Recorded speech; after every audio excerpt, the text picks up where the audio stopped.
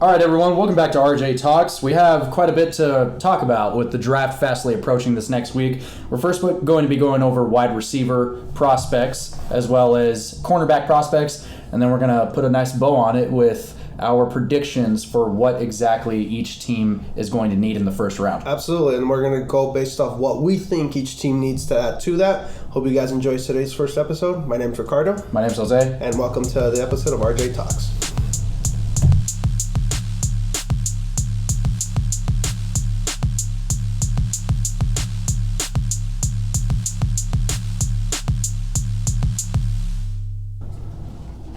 Our first person we're going to be talking about in the wide receiver class is Garrett Wilson out of Ohio State.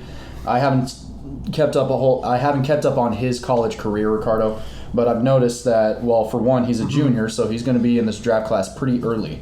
And He's 6 feet tall. He has 183 pounds. He finished the 2021 season with 70 catches, 1,058 yards, and 12 TDs. That's really nothing to turn your head away from. No, absolutely not, Jose. You absolutely nailed it on the head. Those are some mind-breaking, some great stats, specifically for a college season. I wouldn't say I've watched every game of his career, but I've watched him here and there because I do watch Ohio State. They are a big contender in college football, and they almost won the national championship. Yeah, exactly. 2 years ago. Yeah, no, exactly. Yeah. They almost won it with Justin Fields as quarterback. This year was C.J. Stroud. So the good thing was about that is that Stroud was a freshman quarterback. Yeah. So we really got to see the receivers actually carry him more on the season. And Wilson was one of his top targets in the monster beast that is the Ohio State receiving class. You can obviously make the case that Ohio State is wide receiver university for each receiver, for each college, because every year they get track star after track star after track star, and then some of them do go out to play in the NFL. But I honestly think this guy might be a little bit better. Actually, no, my mistake. I think Chris Olave is a little bit better than Garrett Wilson, but this guy can still be a great NFL starter. I wouldn't say close to a number one receiver role, but I for sure a great number two. He's definitely in the running for a starting position.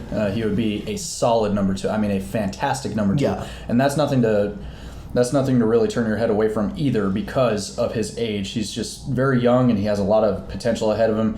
As you said, he's a lot of these wide receivers that come out of Ohio State are track stars, and his dash time, his 40-yard dash time speaks for itself. 4.38 seconds. And the important thing, Jose, is that you see that when he plays. It's not just a one-off in the combine. When you see him play, he is fast. Mm-hmm. So his stats really did pick up from the previous year as well. So he finished 2020 with 43 catches, 723 yards, and 6 TDs. You could say that a lot of the players, due to the pandemic, were having a very difficult time just getting their heads out of the stress that was the pandemic. Yes. Yeah. So a lot of these football players that were going into the league or even starting out in college or even enduring college during that time were having a very difficult time just getting their lives together. Mm-hmm. So a lot of these stats don't look very impressive because it wasn't a very impressive year for anybody. Everybody was definitely in a difficult situation. Oh, for sure. Some more so than others, but in the case of football players, it was definitely a hit. Yeah, so to see this kind of improvement from 2020 to 2021 is substantial. It really is. 70 catches as compared to 43 catches. I mean, almost knocked his yardage up from 723 to 1058 and doubled his touchdown numbers. Yeah. Doubled. Yes. Yeah. One of the things that I really noticed from Garrett Wilson as I was watching some of his tape was his footwork is pretty good. Yeah. I say pretty good. I wouldn't say it's fantastic just yet, but with the training that he's going to be getting in the NFL, it's only going to continue to improve. But his technical timing is good, though. Yeah. So his footwork isn't necessarily fantastic just yet. He trips over his feet at times, and he's just too fast for his own good sometimes. But his timing, as far as going against some of the cornerbacks, is pretty good. That goes back to what we were talking about at the beginning, close to the beginning of the segment. His game speed is great. Yeah. So to the point where he's on the field. Now, he does this in college. We'll see if he does that at the NFL level. But if you work great with game speed and game adjustment, it helps you a lot. It helps you a lot because it's situational football to where you have to cut, have to stop, have to do, and that comes with time and being experienced in the league. It definitely does, yeah. And the next point that I wanted to bring up before we moved on to Chris Olave was he adjusts himself to mediocre passes pretty well. And when I say mediocre passes, it's just passes from a freshman quarterback. Yeah. You're really not, that's something you can't really control. C.J. Stroud looks pretty good so far as an Ohio State quarterback, as a replacement for Justin Fields, but he just needs time. So with these passes that are just not exactly up to par just yet, he has very good ball control on low passes. Garrett Wilson, I'm speaking about now, and he makes his first down plays based on most of his first down plays on just behind the back passes that are just not timed very well. So he adjusts himself very well to the mediocre ball. We have seen this in Jamar Chase. In Jamar Chase. Yes. Yeah, we have seen. Thank you. We have seen this in Jamar Chase. Yeah, and that's not to say that Joe Burrow has mediocre passes. He's just constantly under pressure. Yeah. So the fact that Garrett Wilson has this kind of skill in college as a junior and he's going into the NFL, only time will tell how good he can And it'll really depend be. which team he goes to and whether they have a good quarterback or not. That's a very important factor, too, for these young receivers. Definitely. A good quarterback and a good offensive line. For sure. All right, so that's really all we had to say about Garrett Wilson. If there's any other comments, you're welcome to leave them in the comments section. Thank you very much. Next person is Chris Olave, also out of Ohio State. He is a senior, 6'1", 189 pounds, an inch taller than Garrett Wilson, and 6 pounds heavier than Garrett Wilson. He's not as fast as him, but he's definitely a track star. That's nothing to laugh at. He finished the 2021 season with 65 catches, 936 yards, and 13 TDs. One more TD than Garrett Wilson. Yeah, and for people to know, keep in mind is that there's only one football to go around. So Chris Olave and Garrett Wilson would just have to share as far as what they were just continuing to get. And this was still from a freshman quarterback who was still trying to figure out how his timing works, how he did everything. If it was to go for a junior quarterback or like, let's say Joe Burrow, senior quarterback, who knows what their stats could have been. There could have been not that much higher, but exponentially better. And Jose, I have to say, he probably is my number one draft prospect, wide receiver draft prospect in this year's draft. We're going to talk about Drake London in the next segment, but I don't know. What do you think? Am I overreacting here? Honestly not. And his 40-yard dash time with being 4.26. I mean, the kid's a lightning.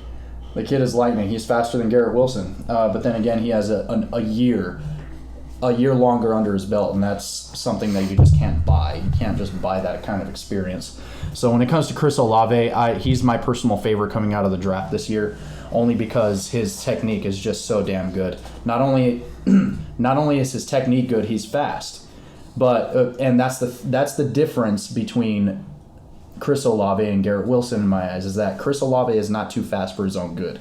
I feel like that's what Garrett Wilson is right now. That's not to say that the maturity that's going to be imposed upon him in the NFL is really going to shake him up. It will. It definitely will, but that's what he needs. Chris Olave has more of the experience, and he looks better overall as a receiver. Specifically running the route tree too, man. Man. Depending on those highlights, man, like it's just, they're crisp. Absolutely. They're crisp. Yeah. He's not at the level that Justin Jefferson is right now for the Minnesota Vikings, but that's not to say that he never will get there. He has a very good chance of getting there. As far as the wide receiver class goes, I would love for him to join the New England Patriots. I mentioned this in a previous episode. He's fantastic. I really like Chris Olave. However, I do believe that one of the teams ahead of New England is going to pick him up, only because their demand for a wide receiver is much higher than ours is. I would say, Jose, if he was just let's say he was 6'3" and above, he would be the bona fide number one. No questions asked. No doubt. And he would be a top 5 pick. But because he's 6'1", some draft prospects are like, okay, he's good, but he's just doesn't have that ideal size. But he's for sure the number one receiver in my book, dude. Well, okay, so just to add on to that, based off of some of the tape you've seen, or just I've seen game, some of the game footage that you've seen. What is it that you really like to see from him? I love that he's the one between Olave and between him and Wilson. he's the number one receiver, and he gets the number one attention, and he gets the number one coverage, whether it's double, whether it's the number one corner, and he does not shy away from it. And that's very, very important as a receiver. Sometimes you want a humble receiver, but you want them to have enough swagger to the point where if they get all the attention from the other team, they embrace it, and they embrace the challenge, and they thrive in it. And that's one of the things I like to see is that his confidence, like he doesn't feel anyone could stop him, and with his speed and route running, that's the one thing I saw most of the game is that you see his confidence in his technique. Absolutely. And it reflects it clearly when he runs the routes, when he breaks off yards after catch, when he runs deep for deep ball passes. That is what makes him a game changer, dude. That mental game. What's very impressive too is that before we move on to Drake London, him and I'm speaking about Olave and Wilson at this point, considering the fact that they're on the same team. Yeah. They put these numbers up against these star-studded defenses, against Penn State, against Purdue, Purdue was not the highest placed defense in this past year, but they were in the top 50. They were 48, I believe, in just overall defense. Big time defense, man. Yeah. No matter what. Michigan State and Michigan. They did lose against Michigan, but Michigan State, they won 56-7. Yeah. Yeah. So, but Michigan State is more known for their offense, are they not? Yeah, they're more known for ground and pound game and keep the ball away. And they always have a good defense, but it's never great. But because they run the ground and pound and keep the ball away, they make them look a lot better than what they actually are. Oh yeah. Definitely. But either way, they're still able to put up these numbers against Penn State and Purdue. Yeah, I mean, Penn State linebacker university, as you call them. Yep, it's linebacker U through and through. Throughout their entire history, it has always been that. All right. So, moving on to Drake London. Okay, so what are you seeing out of Drake London? So, from what I can see with him is that he has the prototypical size of a receiver. Now, to give him some credit, USC they this past couple of years, let's be honest, they've been garbage. Okay, there's no way around it. They've been garbage. They haven't really had consistent and excellent play, specifically at the quarterback position. I can't even remember who the kid is off the top of my head. No disrespect, but that just shows like. With great players, you remember the names of the players. Exactly. He has the prototypical size, 6'5", 220. Now, he is not ideally quick, but because of that size, he's what I like to see like the big ceiling. A lot of NFL analysts have, because he has such a big size, and he's good with his technique of what I've seen from him, but he's not great. It's like, man, he's just good, but if we can just get him to change just a little bit, he can go. Now, he does have a little bit of trouble with some separation, so that will be a big factor when he plays at the next level, but it's just a matter of how he puts his technique. Big receivers, that's always a problem, is that when you're big, when you have a faster corner on you, you have to get separation. It just depends how you do it, how you sprint, how you turn the corner, how you run your technique to fake him out. Right. It's just a matter. It's not saying, like what I'm saying is that it's not that he can't. It's just he's going to have to be very, very precision and tactical because of his size. So what it sounds like is that he has this kind of size, but he could use it more to his advantage. Exactly. Yeah, exactly. Definitely. I mean, it's not like he's weak. You know, the kid is 6'5", 210. Yeah. Right. He ended this past season with 88 receptions, plenty more than Olave and Garrett Wilson.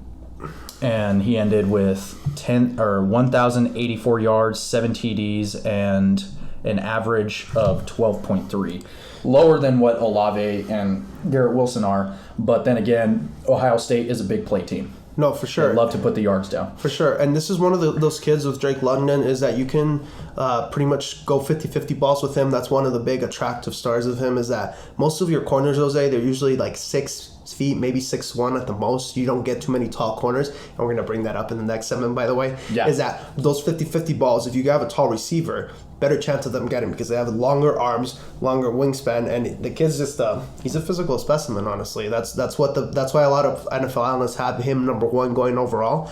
I personally would pick Olave first, but I see the want to, the desire to get him, because it's a sexy pick. You know, it's a sexy pick because it's not that he's a project. It's not it. It's just he's a good player. But he can be a great player because he has the potential in that size. Definitely. Yeah. He just needs to learn how to use that size to his advantage. Just like Garrett Wilson, where he has to basically learn how to get his speed under control. Yeah, once it's a big if, but technique, man. changes everything, doesn't it? It does. Like, no, it definitely when does. you get that technique down, we were talking about this last week with Aiden Hutchinson. It's not that he's not very explosive. He's not very explosive off the line. He's just very powerful and very technical. He's very smart in the way that he plays the game. So with in the case of Drake London, that's definitely something that I expect to see out of him. He is a solid number 3 prospect only because he can't separate.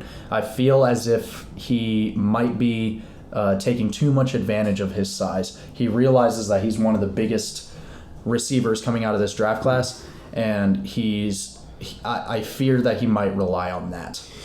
You know, it kind of reminds me of, people might hate me for this, but N'Keal Harry out of Arizona State. Another big guy boy, he made some big plays, but he struggled getting some separation, and he didn't get that technique down, and he's struggling right now. And I'm not saying Drake London's going to end up like him, but could be down the line. That could happen to him if he doesn't improve. Exactly, because he should be the bona fide number 1, no question. Like, we should see his highlights with that size if we get his technique. Right. But I mean, I don't know. Maybe it's just us, dude. But like, I don't consider him the number 1. Like, I don't think he's like without a doubt the number 1 receiver to pick. Because you would have seen more of his highlights, in my opinion, throughout the season. You would have seen him win the awards. Hypothetically, if Drake London were on a team in the NFL, the defense where he is the biggest receiver, and the defense starts doubling up on him, and in such a man coverage heavy defensive game in the NFL, and you have a receiver that cannot separate from even one cornerback. How do you think that'll pan out? He's not going to last very long. It's our favorite analyst, Shannon Sharp, says, if you can't beat press coverage, you're going to be packing some groceries. Yeah, you will. Because you got to beat that one guy, especially with double coverage. Because if he can't get past one corner, and we're not saying he is, but like, if that's a reality, it's just not gonna happen, because all they're gonna do is press him, and they don't even have to use a big corner. You just need an aggressive corner who's good at pressing and has great technique, and then you can just keep him out of the game. Specifically with NFL defense, these corners, they're no joke. No, they aren't. They're No, they are. Some of them lack technique, but most of them they know what to do, and they're starters for a reason. Yeah, they're starters in the NFL for a reason. Yeah. Not everybody's going to be Jalen Ramsey. Or not everybody's going to be even a J.C. Jackson. No. But Stephon Gilmore. The list goes on and on. Yeah, but and at that point, you're just kind of sitting there and going, okay, well, although these guys are not Jalen Ramsey, they aren't Stephon Gilmore or J.C. Jackson, they're starters in the NFL for a reason, right? They aren't going to let you through if they have the technique and they know how to do it. Yeah. Okay, so the fact that Drake London is the third, is number 3 in the prospect list, is no disrespect to him. It's just the 2 others that are ahead of him are just fantastic. Yeah. And honestly, if his technique was a little better, he could be the solid number 2, because Olave still has a little bit more to develop, and that's, like we said, it's no fault to him. It just comes with experience. And to be fair, those Ohio State receivers, man, it's one after the other. You rarely see any freshmen start at Ohio State at receiver. They already have like 5 guys ahead of you to deep. So like when you start as a junior, that might be your best chance to get it. But wrapping the segment with what we're doing, honestly, Jose, I could see all 3 of these guys taken in the first round. Honestly, I could see some teams that are in desperate need of saving cap space, getting these young receivers and making a big splash for them. Because a lot of these teams, as we're going to be talking about in our last segment, need defensive linemen, linebackers, and wide receivers. That is a lot of what these teams need in the first round. So with that being said, I agree with you. I do see these 3 being picked up in the first round, if not very early second. Yes. Like very early second. I would say top 2, top 3 picks.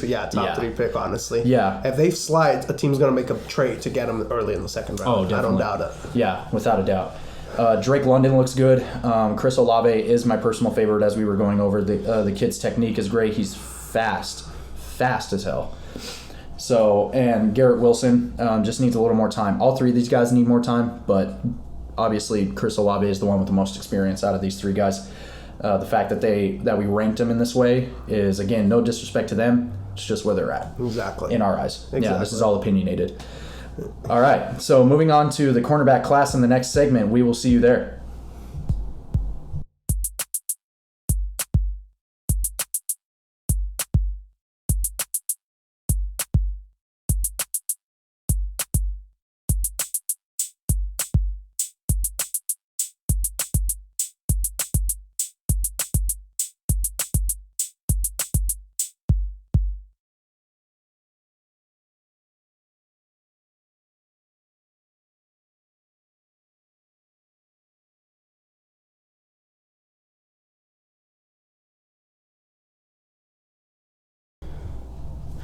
Welcome back, everyone, to the second segment of RJ Talks. Now, here we're going to be talking about another interesting draft prospect list. It's going to be the cornerbacks of the college season. Now, cornerbacks, Jose, are very, very important in today's NFL, specifically with a high explosive, high flying offense. I don't care what anyone says. I maintain my stance as I have all my life. Defense wins championships, and you can't be a great defense if you don't have guys to stop your offense, and most of the times it's going to be those corners stopping that passing game. Yep. So what we're going to talk about it is top 3 prospects, where it's going to be there's going to be a debate and a specific issue with who was ranked number 2, but we'll get into that a little later. Let's talk about the bona fide number 1 overall prospect, and that's going to be Ahmad Gardner, nicknamed Sauce Gardner, out of Cincinnati. Now, people are going to say, like, well, he played in Cincinnati. Why is he going to be such a great NFL player? You know, who do they play? Is anyone? Well, I can tell you personally, Jose, because I've seen this kid his highlights and I've seen him play in games. This kid is the most technically sound corner in the draft. And what is he good? What is his main skill? What is he very proficient at? What you need to be a good corner in this league: press coverage and man coverage, and he has the strength to press any receiver that goes ahead of him, and that's going to help him a lot. So for those people that don't know what press coverage is, could you explain that? Absolutely. So the way it works for cornerbacks, you pretty much have 2 different types of strategies when you try to cover up a receiver. So corners, to the people who don't know, are the players that are lined up directly in front of the receivers. They're the ones that are pretty much on the outside. So one strategy you could use is that you could pretty much run a zone coverage, which is pretty much means that corner's in charge of one specific area of the field. Let's give you an example. In a cover 3 defense, a corner's in charge of the left side, deep side of the field. Just that zone, just everything. Don't worry about anything but that zone specifically. Mm-hmm. Man coverage. Those are where the real corners and athletes come in. That's corners that stay with the receiver stride for stride. You're one-on-one against them. But sometimes they have double coverage but with a press man, but it just depends. Most of the times, it's just you and that receiver, and it's whoever gets the best technique, whoever best beats everyone wins. That's the thing about Gardner, is that his whole season, he was man-on-man the whole time. He doesn't have the best stats, but that's because they didn't throw his way, Jose. That's the reason he doesn't have such great highlights, is because they avoided his side of the field. Like, this kid is a shutdown corner, and to go along with his technique of press man coverage, what press means to the people who don't know is when the ball snap, you push the receiver. You push them hard, so that way it affects their timing, it affects what route they're trying to run, it affects everything. And this is especially effective against other teams that rely almost entirely on rhythm. Exactly. So if you have a receiver that is normally going to beat their corner and get down the field as fast as they can, then that quarterback that took the snap only needs to take so much time that they took in practice. So if there's a quarterback that takes a snap, right? They fall back into the pocket and they're waiting for their receiver to get down the field. Probably takes around, let's just for an example, right? If the receiver is just running a go route, which is just deep, and they're waiting for their receiver to run 15 yards, that would take about 5-10 seconds.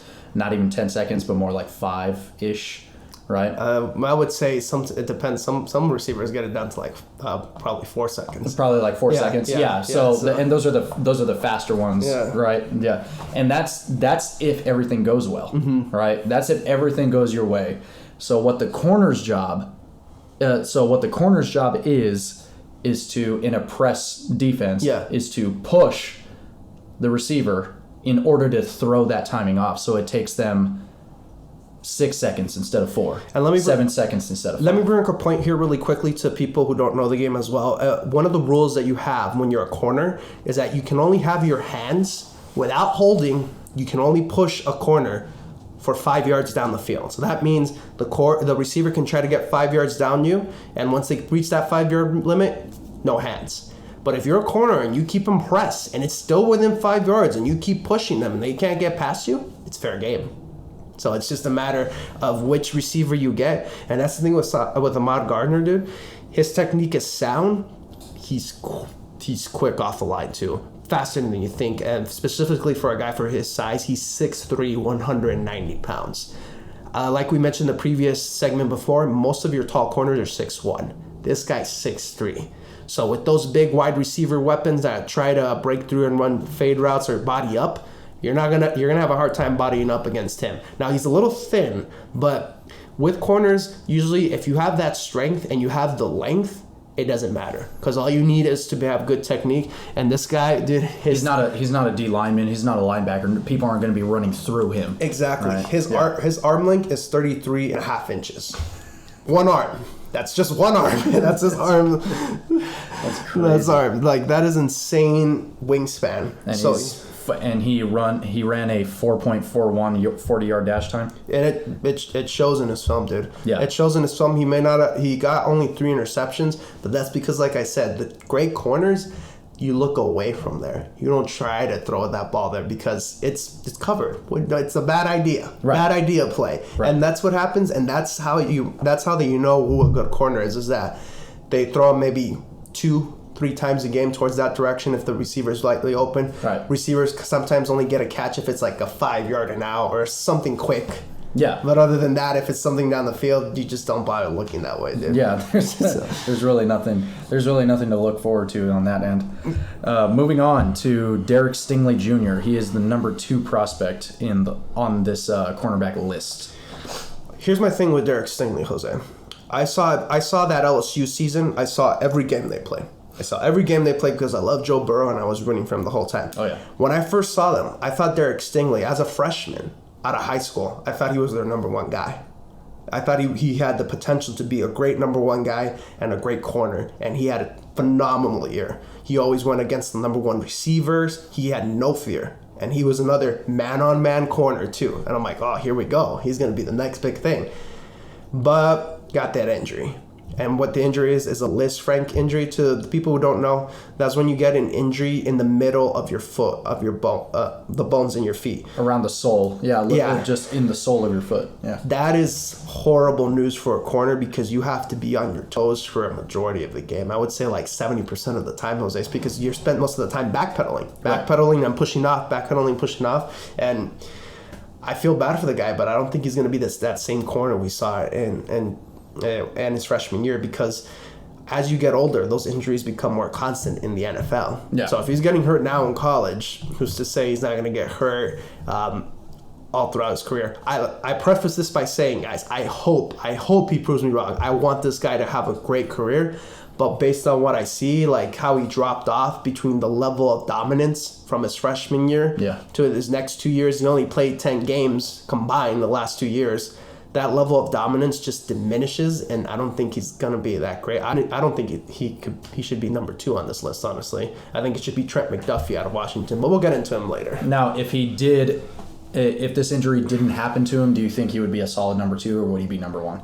I think it'd be 1A and 1B between him and Gardner. I think it would be a toss-up because Gardner has the height as opposed to Stingley, but Stingley has more speed. Well, he had his freshman year. He had more speed than Gardner. Right. So Stingley's 6 foot, 190. He's still bulkiest, but he's not as tall as Gardner. Mm-hmm. If he was who he was his freshman year, Jose, those guys would be top 10, both of them. Yeah. Like, without a doubt. Yeah. Like, because that's how great they each played prospectively in their college careers. Mm-hmm. But man, it would have been a fun thing to see, interesting to see who got picked first. Yeah, definitely. I mean, it's a shame that it had to happen, that it just happened that way, but it did.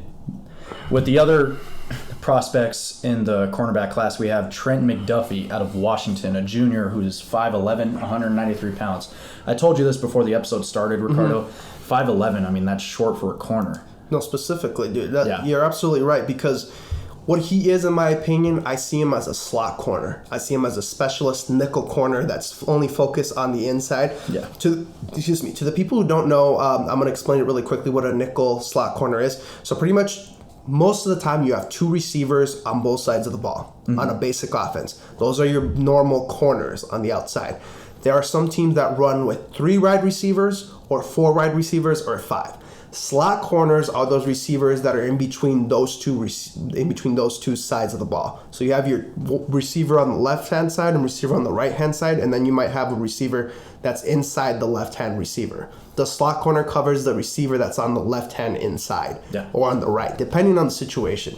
Now, Kid's fast, but he's small. That's his main thing about it. He's aggressive, but he's small. But that's why I could see him as a solid slot corner, because that aggressiveness and just inside the slot, Jose, it's just a smaller space, and it's also it helps him a lot. Sorry, that kind of that's fine. Yeah. That aggressive play style is going to be needed for the short game. Exactly. And the slot receivers are normally running the short game.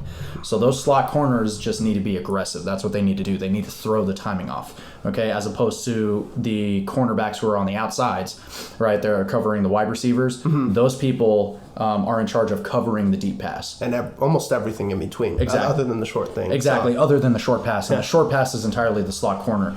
So the fact that he is short, yes, he would be a fantastic addition to a nickel defense. And moving forward, that aggressiveness is going to be throwing off the timing of the short game, which will then force the quarterback to look long and to look deep. Yeah. Now, with his as a slot corner, what his best technique is and what he does great at, as opposed to Gardner and Stingley, he's a great zone coverage corner. Mm-hmm. Now, that's not to diminish him in any way. That's just saying that he's best at that at that position, at that technique, and that's going to help him with some NFL teams, because there's a lot of NFL teams that like to do that zone defense, and most people think, oh well, it must not be that hard. It is hard. If you try to change a corner from a man corner precisely to a zone corner, they're going to be lost out there. A great example that I remember this was Darrelle Revis. This was back in I believe it was 2011, 2012 when the Jets defensive coordinator tried to change him into a zone corner, zone defense. Mm-hmm. He looked awful. He looked out of his mind out there. He's just more comfortable going man on man. So like any player in the NFL, there's a system that you fit into, and McDuffie fits perfectly in that zone defense system, in that nickel defense, and that I can see him thriving in that. But if they try to take him and have him be number one corner on the outside, I think he's going to get exposed for that, because that's where you get the bigger receivers, and because he doesn't have length, he won't have that ability to just make that tip. Like, it's an inches game with ball placement to where the corner can tip the pass to where it goes right over his fingers. You know this. We've seen this a bunch of games. No, definitely, yeah. Football in that regard is definitely a game of inches, so it's going to be interesting to see how he ends up. I do agree with the fact that, yes, he would be better suited as a zone coverage type of a cornerback that is sitting in the slot, and for him, that will be quite the adjustment. But as we've seen in a lot of pretty humble football players, they accept their role and they run with it. Exactly. Sometimes literally, right? So he needs to, I think in this sense, he needs to drop his pride a little bit, and he needs to accept that role as this could be a better route for him. Okay, so and if this is, then he'll make the difference. And any kind of respect or disrespect that may be thrown his way for him just being a zone coverage, as we've said before, football is such a team sport. Exactly. It takes literally everybody. So the fact that Trent McDuffie will may be better suited in this position, that's no fault of his own. That's just the way the cards were dealt in his in his hand. Yeah. Right. So if he's going to be in this position, he may as well just accept that. He may accept that and perform it to the very best of his ability. That is what we've seen out of almost every single great player. Larry Fitzgerald, for example, when he first started in the NFL, he was a one-trick pony, right? He loved to catch the deep pass and fall to the ground. Catch deep pass, fall to the ground. Mm-hmm. But then as soon as Bruce Arians came in and put him in the slot, he hated it. But it helped him develop his skill and helped him turn from a great player into a legend. Because he could do everything at that point.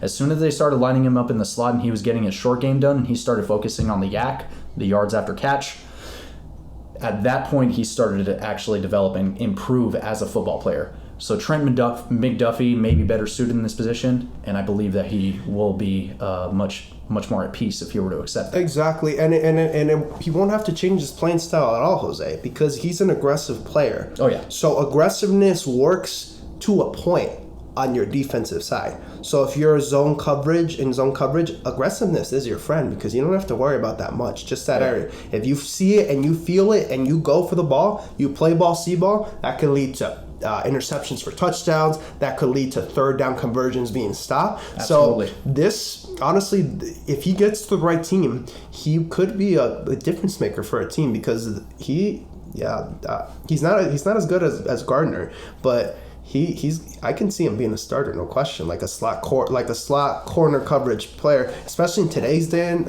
age where it's 3 receivers most of the time. You're gonna need that slot corner. Yep. So he can easily just make a team good better. It's just he has to, like you said, swallow that pride and not be that number one on the outside. Focus on stuff on the inside, and we could see him doing great. It takes everybody. Yeah. On a football team, it literally takes everybody. This is not an individually focused sport. You have individuals that do stand out of a singular team, but that doesn't mean that they make or break the team. It takes every single person. Mm-hmm. If one thing doesn't happen, the next thing won't happen, and the next thing won't happen. Everything will collapse. Exactly. So with that being said, let's move on to our last cornerback in this draft class, Andrew Booth Jr. out of Clemson.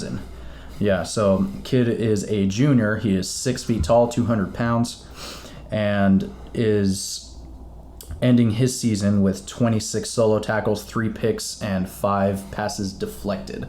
So what have you seen out of this player, Ricardo? So based out of Andrew Booth Jr., for what I'm seeing from him in Clemson, it's that the kid's athletic, like no doubt about it. Like he can run with all of them. Mm-hmm. The thing is, he's not that technically sound. That's why he's not as a top prospect as usual as Gardner. But I'll give him credit on this. A lot of corners hate tackling. He has no fear. So that'll definitely help him get to a good team. He has no fear of tackling. Unlike Gardner, they both, when the run support comes their way, they have no problem trying to tackle that running back one-on-one. Mm-hmm. Thing is with him is that he just has to adjust himself because he has potential. He has great potential. That's why I do see him as top 4. Honestly, he would be... I could see him being argument for top 3 between him and Stingley, depending on Stingley's low end compared to how he was as a freshman. Right. Yeah. So, but as Clemson, like they always have a great defense, and he earned his starter position on there. I honestly think he might be better than his counterpart, kid who played cornerback before him. I do believe that was. I'll get back to that later. But there was. Going back to Andrew Booth Jr., he has great hands as well. He's over-aggressive and has great hands, so that will definitely help him. It's just he needs to improve his technique a little. He needs to improve that, and you could see him getting burnt on some man-on-man coverage plays. But give him credit there wasn't a deep pass completed against him in this past year. 20 passes being 20 yards down the field. So he makes mistakes, but he definitely makes up for it, catching up to the receiver. But in the NFL... they're going to be better athletes, same as you. So if you get burnt, you're going to get burnt long. You can't really catch up to them unless the quarterback underthrows the ball dramatically. Mm-hmm. Mm-hmm. But that's what I see with Andrew Booth Jr. is that he can be a solid corner, but he has the potential to be really good, consistently good. Yeah, he does. And as you said he is very athletic, but at times he just relies on that athleticism. Would you say that? Absolutely. Yeah. No, absolutely. That's how I would go about him, is that he relies on the athleticism, but any cornerback that can tackle is a great plus to you. A lot of corners love to tackle. Oh, yeah. Definitely, for sure. Well, with that being said, we're going to be moving on to our last segment here on this episode of RJ Talks. It's going to be our list of predictions for each team in the 2022 NFL Draft. We're going to be taking a look at the draft order and seeing what exactly each team needs and who may be drafted onto those teams. And what we personally think each team should take, but what will probably happen. Absolutely. So don't go anywhere, and we'll see you in the next segment. Yes, we will.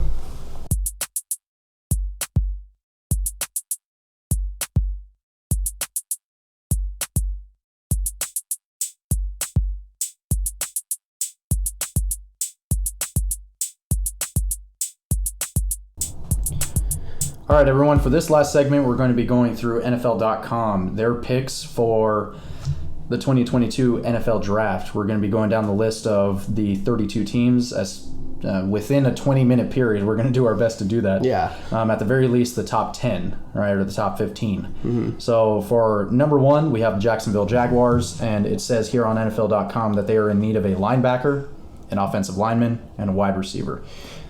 All right, I'm going to take the lead on this, Jose, because I think it's a no-brainer. I think they should just pick Aiden Hutchinson, number 1 in the draft. Here's why. People are going to call me too much of a fanboy, but no. He is the proven number one edge rusher in this year's draft, Jose. Like, there's no doubt about it. It's people might like throwing up Thibodeau or Trayvon Walker from Georgia. To me, it's just no question. This kid's going to be the number one pick in the draft. He should be, because they have Josh Allen in the Jaguars, not the quarterback, guys. There's a linebacker called Josh Allen for the Jaguars, who is their number one pass rusher, and he needs a counterpart to help him out. And it's a great difference of rushers, because Josh Allen is mainly speed, and he's quick, and he's athletic. And then you get Hutchinson, the technical. Yes. And that'll definitely help balance out as far as what you can do. And Hutchinson, he might get one-on-one pass blocking, and that'll help him blossom as a rookie if the Jaguars don't mess this up, Jose. Who do you think they should take? Definitely. Yeah, I agree with you. I definitely think they should take Aiden Hutchinson, simply because he is the most technical and probably the best defensive lineman coming out of this draft. The Jaguars have posted 50 sacks total over the last 2 seasons, which is pretty good on their part. It's been a lot better than anything that they have seen in the past, and they're tied for second fewest in the league during that span. Yep, it's just a matter. It's like we talked about, Jose. You got your quarterback, you get your left tackle, and then you get your pass rusher. You need another pass rusher to close out games in this league, and they don't get Hutchinson. The only player I could see them getting, because it's a need pick, but I don't think he's better than Hutchinson. We just talked about right now, Evan Neal out of Alabama, because he's the number one old lineman, just to protect Trevor Lawrence. But I would go with the best player. Yeah, that'd be me. Yeah, because Trevor Lawrence was definitely under a lot of pressure this past year. So the fact that they're considering an offensive tackle for that position, for that team, will definitely set Trevor Lawrence in a good position. And considering the fact that he was under a lot of pressure, you can't really blame the kid for the way that he performed this past year. Granted, he could have been a lot better, but he just needed better protection. That's pretty much the bare bones of the Jacksonville Jaguars season. All right, let's go to the Lions for the second pick in the draft. Now, we'll go with who we think they should pick, and we'll go with what they might do. So I will go with who I think they should pick. I think it should be Ahmad Gardner as the number 2 pick in the draft. They need a cornerback. That defense needs help in the secondary edge, because they got Trey Flowers. They got a lot of pass rushers in the middle. Their front 7 is legit. They just need help protecting against the pass. Jose? Yeah, definitely, because this past year, it says here that they have allowed the most passing touchdowns. Yep. Yeah, 185. Yeah, so that's definitely something that they do need is improvement in the cornerback position, and who better than Sauce Gardner? Absolutely. Right. Sauce Gardner isn't listed in this particular category, but with that kind of stat, I mean, it's too glaring. Being tainted, just tainting that team. They definitely need to put a stop to those passes, for sure. So moving on to the next pick in the NFL draft, number 3 is the Houston Texans. It says here that they need a defensive lineman, cornerback, and an offensive line. So mainly linemen is what they're in need of. So I'll let you take the lead on this. Who do you think they should take, Jose? I'm looking here, and it's saying that the top 3 picks for them are Kayvon Thibodeau, Ike Ekwonu, and Trayvon Walker.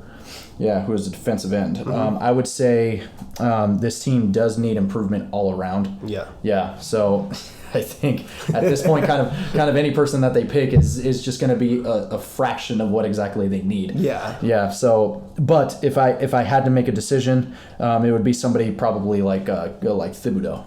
Right. Yeah. Just a strong presence in the defense. I would say I don't think they could go wrong with either Trayvon Walker or Thibodeau. They might go with Thibodeau because of the potential that we talked about, honestly. But if they want to go with someone who's more sound of technique, that'd be Walker. It's just Hutchinson's far and away the best defensive end in my class. So between Thibodeau and Walker, I think that's a good toss-up. But I'll go with you. I think they try to make the splash pick and they go with Thibodeau for the Texans. Yeah, definitely. The Texans need somebody who is a lot more athletic than technical at this point. Yeah. Yeah, because it just seems like most of the games that they were playing last year, they were just scared, right? They were scared to do a lot of things. So with Thibodeau coming into with Thibodeau coming into the draft, I think it would be in their wise decision to pick them up. Next in the draft is going to be number 4 for the New York, and that's the New York Jets. So it says that they're in need of a D lineman, a wide receiver, and a cornerback. So the Jets are another team that kind of just need a little bit of everything. Honestly, if they had a good quarterback coming out of this draft, it wouldn't surprise me if they pick one of those guys up. But that's not really an option, and I think the rest of the NFL knows that. Yeah. Considering the fact that most of these guys that are being picked up or even suggested up until this point are defensive guys. Yeah, so the top 3 picks here are Sauce Gardner, Trayvon Walker, and Kyle Hamilton out of Notre Dame. So, and it says that he's a safety here. We haven't talked a whole lot about those guys, but I would tell you, Jose, he's the best out of his position. Would be Hamilton out of Notre Dame. Kyle Hamilton? Okay, as a safety. Yeah. Go ahead. Or do you want me to take the lead on this? Go ahead. Okay, cool. So if I'm the Jets, I try to make an explosive play. I try to get the best receiver, and I would go with Chris Olave at number 4. That's who I would pick if I was the Jets. Now, realistically, they might try to play it safe and they'll pick Trayvon Walker. I know that would be disappointing to you, Jose, if he goes that early in the draft to a rival. Yeah. But that's who I would do, man. Who would you pick if you were the Jets? If I were the Jets, if I were the Jets, quite honestly, I don't think a whole lot is going to. You could put more support around Zach Wilson. Yeah, because Zach Wilson has just not shown any promise this past year. You and I have had discussion after discussion about this. Maybe if he had the correct weapons around him or the right weapons around him, then he would continue to improve. So for that reason, I would say that yes, picking a Chris Olave or picking a Garrett Wilson will be to his benefit. You'd want them to pick Garrett Wilson. Yeah, I would love for them to pick Garrett Wilson. But again, I mean, the Patriots are just so far into the first round. They're 21st. One of those guys is bound to get picked up in the first 10, first 15 picks. Gotcha. I just want to be realistic about that. Gotcha. Just considering the fact that they're so damn good. But the New York Jets, if we wanted to put some kind of help around Zach Wilson to improve, I would say Garrett Wilson or Chris Olave. I think those would be the best guys. Okay, absolutely. And like we said, I think the safe pick they would probably pick Trayvon Walker, a good defensive stopper. They've always been inclined to draft players on the defensive side. All right, to the other team in New York, the New York Giants. Okay, so right here it shows that let's be honest, they need help everywhere. They need help everywhere, including head coach. But we don't have enough time to go along with it. I would say they have been struggling, dude, to fix that freaking O-line for the past 5 years. Yeah. And if I would say I would grab Evan Neal. I would grab Evan Neal. Now, the only reason I'm not picking a quarterback is because you know how I feel about this draft class, Jose. But that's the only reason I wouldn't switch Daniel Jones. I think he is a waste of time, and they need to dump him first chance they get, but they don't have someone to replace him with. So, for the time being, get Evan Neal. Yeah, definitely. Out of Alabama. Yeah, that would help him out. That would help him out, too. At least give him a little bit more time to think before he actually threw a pass. Right. So, next in the draft is going to be the Carolina Panthers. That's so crazy that they're number 6. They started off so well last season. Yeah, dude. But then all of a sudden they fizzled out. They just fizzled out. It's saying here that they're in need of a quarterback. They're in need of an offensive lineman and a defensive lineman. So most of the guys, two of the guys that are getting suggested here are your favorites, Ricardo. Malik Wilson, and the number 1 prospect, Kenny Pickett out of Pitt. All right, okay. I'll play devil's advocate here. If I'm Carolina and I cannot convince my owner not to take a quarterback, I'd probably choose Malik Willis out of Kenny Pickett. Now, hear me out. Mm-hmm. Reason being is because Malik Willis is the better pocket passer, and he's more inclined to stay in that pocket and take his reads, as opposed to Kenny Pickett, who wants to be hero ball and play athletic, which we both know does not work. No, it doesn't. Especially in the NFL when you have defensive tackles and you have defensive tackles and linebackers that can run faster than you out of every single play. Monsters. Yeah. Monsters, seriously. Beasts that are double your size and can run fractions of a second faster than you, but those make a difference. Yeah. With Malik Willis, I think that would be the best bet, considering the fact that this past year Sam Darnold has proven to be just a scrub for the Carolina Panthers. Too many turnovers, too much Brett Favre. 21 interceptions this past season. Yep. 21 interceptions. Yeah, out of 18 games. Yep. Yeah, ridiculous. No. It's inexcusable. So if we had somebody to pick in the quarterback position, probably be Malik Willis. Okay. All right. Next in the draft is going to be, once again, the New York Giants. Who else do you think they should pick up? Okay, well, if I were to go on this side, I would go on the edge on the side of defense because last year, dude, they could not stop someone to save their life. They just look completely lost out there. Right. If we're going based off the players we've just drafted already, we would have to go with Jermaine Johnson out of Florida State. Florida State doesn't get a lot of love because of their record, but he's one of those players that is just a diamond in the rough. He's the best. Probably one of the best players on their team because it's just who he is, and he is a great draft prospect, and he does have physicality and size to help him out on there. That's honestly, defense would be their best bet at this point. Yeah, and it's saying here that they're in need of a tight end. We don't have a whole lot of really notable tight ends that are coming out of this draft. We have people with some kind of promise, but not really.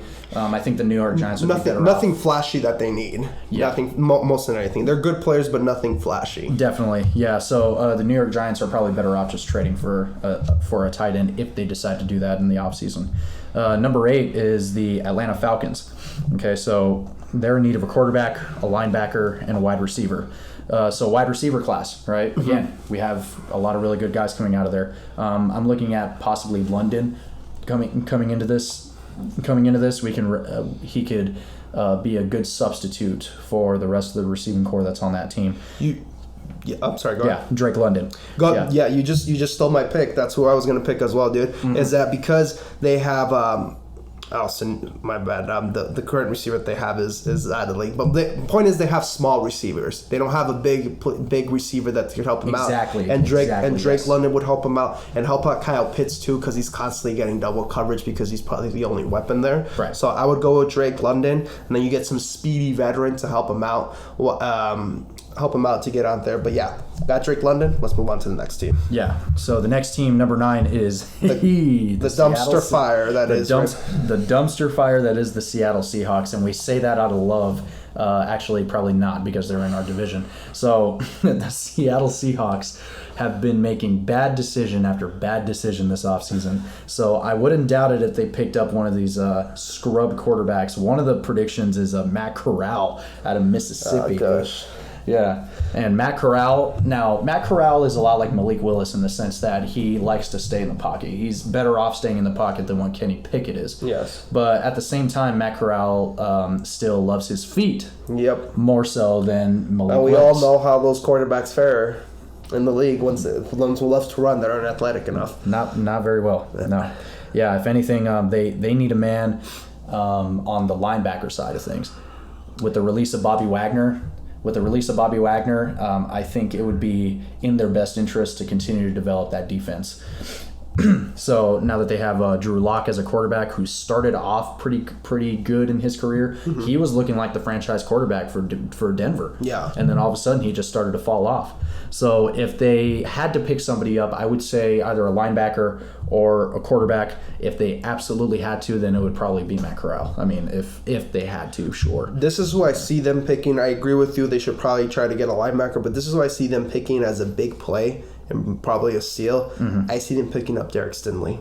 I see them picking up either Derek Stingley or Trey McDuffie as their picks in the draft. Yes, because absolutely. A solid corner helps them out, and it honestly is a better fit to their need as opposed to these quarterbacks. And dude, if they believe in Drew Lock in the way they do, I don't see them picking up another quarterback, and I don't see it. And as far as O-line, they might go that route, but I feel like with Pete Carroll and his defensive interest, he's a defensive-minded head coach. I think he's going to pick one of those corners that's left, whether it be McDuffie or Derek Stingley Jr. Which, as we've mentioned already, is not going to be a bad pickup. It is not. By any means. Yeah, it is not. So if that's something that they decided to do, that would probably be the best bet.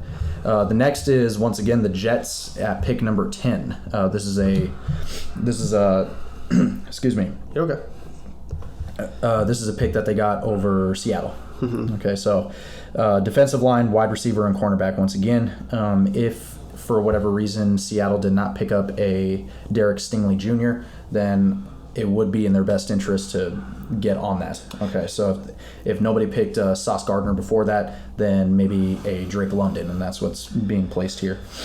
Yeah, So, I agree. I agree correctly. Well, I'm just going based off who I already picked. They'd probably either be McDuffie or Stingley Jr. depending on who Seattle took in my book. Right. As far as but they would definitely pick offense and defense in the first round. Try to keep things balanced. Yeah, definitely.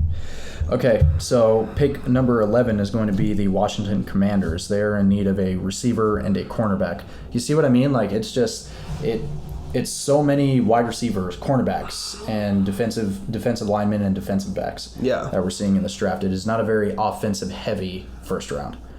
Yeah. So here what we're seeing is again Derek Stingley Jr., Garrett Wilson, and Kyle Hamilton once again.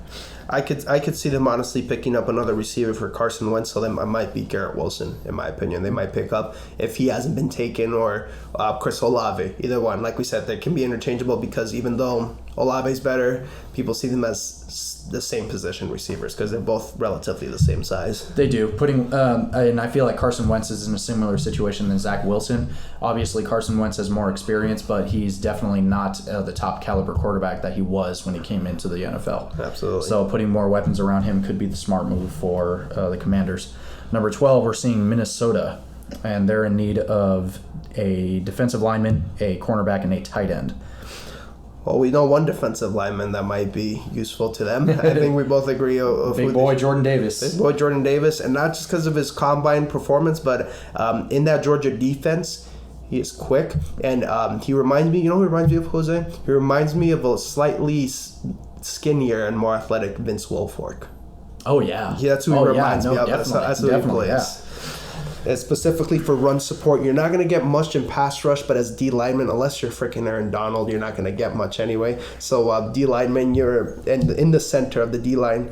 He would be perfect as a run supporter, which is what their defense needs, is that they need help stopping teams. And Because he's better. Their problem is not there are definitely problems or issues on the offensive side of the ball for Minnesota, but it's definitely not as much trouble as their defense. Well, let's just be honest and straight to the chase. They don't want to get rid of Kirk Cousins. No. So as long as that's going to happen, you just build the team around it, and Jordan Davis would be. And when you have receivers like Justin Jefferson at the helm, Adam Thielen, Dalvin Cook, you can't really beef up that offense much more than quarterback. Yeah, so as far as them saying that you need a tight end, yeah, sure, but I mean, you have that deep pass and you're able to get that deep pass. They can run the ball too, clearly. So they're fine on that end. So the defense is definitely going to be their spotlight. 13 in the NFL draft is going to be the Houston Texans once again. Yeah, so. As we mentioned before, they need help all over the place. I would say, dude. I would say they pick O-linemen in this next pick because they believe in. I honestly like Davis Mills. I think he did a good job with what he was given. So protecting him more could better serve their team like in the long run. All right, so let's just cut it off there because we're closing in on our time here. For the next week, I think we just made this decision in between segments. We are going to do our live reaction to the NFL draft in separate increments segments. So we're going to get the first pick, our thoughts on it in a couple minutes, close that segment, and then second pick. So that way we can try to get the whole NFL draft as a general as opposed to 1 hour and most of it being dead air. We want to make sure we give you guys the best content. Definitely. Yeah, so it's still going to be in this format where it's a 1 hour episode, but it's just going to be cut up into clips where, you have, like Ricardo said, you have your first pick, we have our second pick, we have our third pick, and then we just talk about it as soon as that happens. We did have the idea of doing it as a live stream and just going through the entire first round, but in between each pick is just so much dead time. They milk it for too much, dude. It honestly should be a lot quicker than what it is, but definitely. I get it. They're trying to make a whole show out of it, but that's why we're going to do the separate segments so that we can get the good stuff, and not just all that garbage dead air time. So before we close out, I just wanted to mention that we are going to be uploading our podcast episodes on Thursdays for now at this hour. Yes, only because our personal schedules have adjusted up until this point. So Thursday evenings are going to be the time that we're going to be uploading these episodes. So with that adjustment, it's actually perfect because the NFL draft is next Thursday. It was perfect timing, honestly. Exactly. The NFL draft is next Thursday, and it doesn't start until 5 o'clock and not even on the dot. It usually starts like 20, 30 minutes after the given time. So we're going to have a perfect amount of time to sit down and actually watch and react to the 2022 NFL Draft. So for any of you football fans out there, it's already been such an exciting offseason, and it's going to continue to be an exciting offseason as the draft approaches. We will also talk about in each individual pick if there's any key trades that happen, because we mentioned Deebo Samuel earlier today. Yes. I feel like he will come back in the draft, and the 49ers might be back in the first round if a team drafts away their pick to get Deebo Samuel. So if we see any huge trades, we will mention those as well, because those are just as important. Definitely. Yeah, we'll preface the episode with that. So with all that being said, thank you guys so much for tuning in again. If you like what you hear, subscribe to our YouTube channel, follow our Instagram at RJTalks_11, and we will see you at the 2022 NFL Draft. Last thing I want to say really quickly, do not draft a quarterback. It is a trap. I will say this to my grave. This year, it is a trap. Thanks, guys. We'll see you next week.